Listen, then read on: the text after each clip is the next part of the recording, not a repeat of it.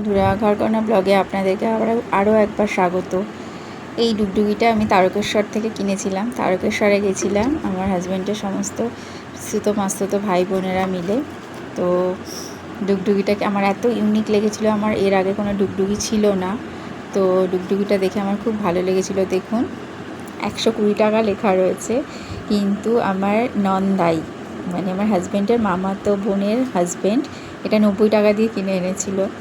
তো এত পছন্দ হয়েছিল, আমি বলেছিলাম যে একটা ডুগডুগি আমার জন্য নিয়ে এসো। তো আমরা ছিলাম, ও বেরিয়েছিল, সবাইকে আইসক্রিমও খাইয়েছিল।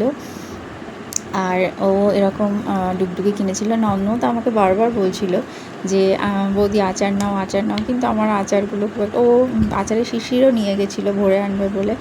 তো আচারগুলো আমার খুব একটা পছন্দ হয়নি, কেন কি ওইভাবে খোলা বিক্রি হচ্ছিল। যাই হোক, এমনি সময় হলে হয়তো বা কিনতাম, কিন্তু অত ভিড়ে অত এতে আমি আর করি আচার নিইনি। এই যে আওয়াজ, কার কার বাড়িতে এরকম ডুগডুগি আছে জানিও। জিনিসটা আমার খুব ইউনিক লেগেছিলো, তাই আমি নিয়েছিলাম। ইউনিক জিনিস আমার খুব পছন্দ, মানে হঠাৎ করে আলাদা কিছু দেখলে আমার সেটা নিতে ইচ্ছে করে। সবসময় পেরে উঠি না, কিন্তু অনেক সময় পয়সা জমিয়ে অনেক দিন বাদে হলেও আমি সেই শখটা পূরণ করি, চেষ্টা করি করার।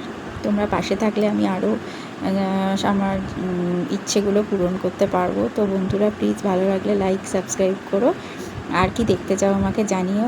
অসংখ্য ধন্যবাদ তোমাদের এই ভিডিওটা দেখার জন্য।